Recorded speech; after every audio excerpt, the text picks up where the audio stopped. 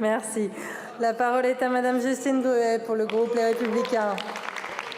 Merci Madame la Présidente, chers collègues. Ma question s'adresse à Monsieur le Premier ministre. Le ministre de l'Économie a récemment vanté une nouvelle feuille de paye simplifiée pour les Français. Mais au risque de le surprendre, des lignes en moins sur la fiche de paye n'ont jamais fait de salaire net en plus à la fin du mois. Simplifié, oui, bien sûr, mais en profondeur et de manière efficace.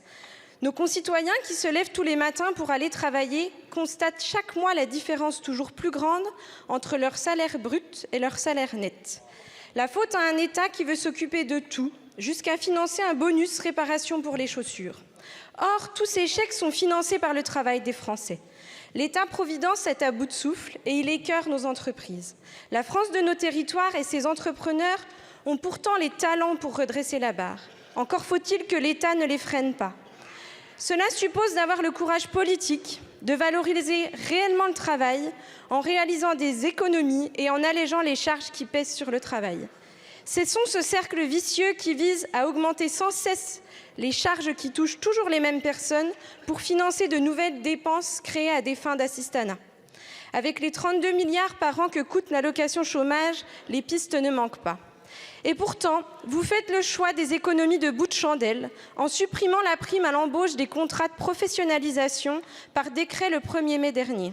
Résultat des courses, vous dévalorisez une nouvelle fois le travail et le goût de l'effort, notamment des plus jeunes dans notre pays.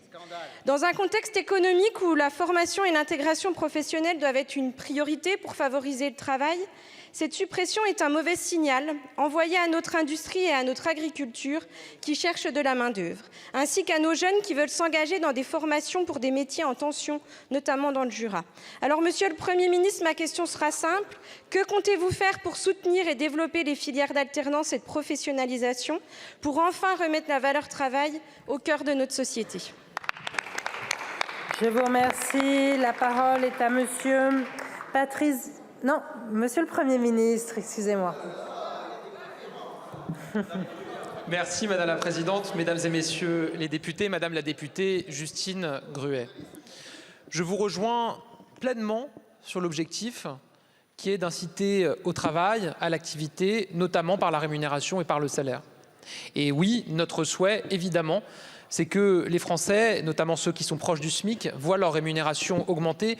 J'ai fait, dès ma déclaration de politique générale, le constat qu'à force d'allègements de cotisations concentrées autour du SMIC ces dernières décennies, on a quelque part smicardisé la France, c'est-à-dire qu'un employeur qui veut augmenter la rémunération d'un salarié au SMIC de 100 € doit en réalité dépenser 400 € pour qu'il ait une augmentation de sa rémunération de 100 €.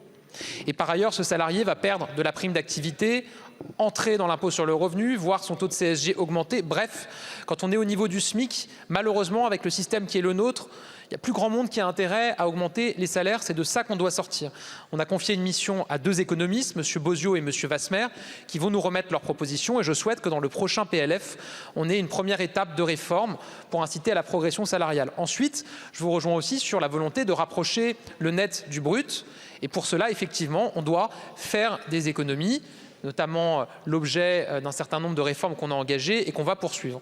Là où je ne vous suis pas, en revanche, il faut bien qu'il y ait quand même quelques sujets, c'est sur les contrats de professionnalisation. Parce que précisément, j'entends régulièrement les appels, notamment du groupe Les Républicains, à ce qu'on fasse des économies, à ce qu'on sorte du quoi qu'il en coûte. Précisément, l'aide financière pour les contrats de professionnalisation, elle a été mise en place pendant le Covid, dans le cadre du plan de relance, comme un dispositif du quoi qu'il en coûte. C'est une aide qui n'existait pas auparavant. Les contrats de professionnalisation ont toujours existé. Il n'y avait pas d'aide financière dédiée aux contrats de professionnalisation au départ.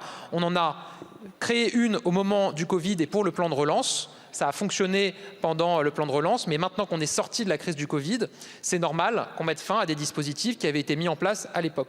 Je précise par ailleurs que les contrats de professionnalisation ne concernent pas que les jeunes, mais à tout moment de la carrière, on peut avoir un contrat de pro. Ça fonctionnait avant qu'il y ait une aide financière, ça fonctionnera après qu'il y ait une aide financière. En revanche, on va continuer à soutenir financièrement, évidemment, l'apprentissage et les contrats d'apprentissage pour nos jeunes.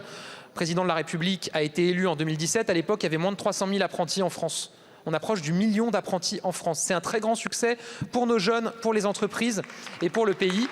Et évidemment, on souhaite continuer à le soutenir. Je sais que nous vous trouverons à nos côtés pour y parvenir, Madame la députée.